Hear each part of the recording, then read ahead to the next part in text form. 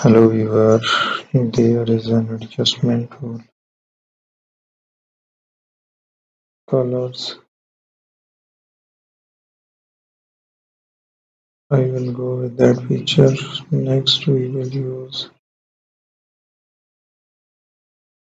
a camera raw filter to make that logo or a design into the realistic shape there.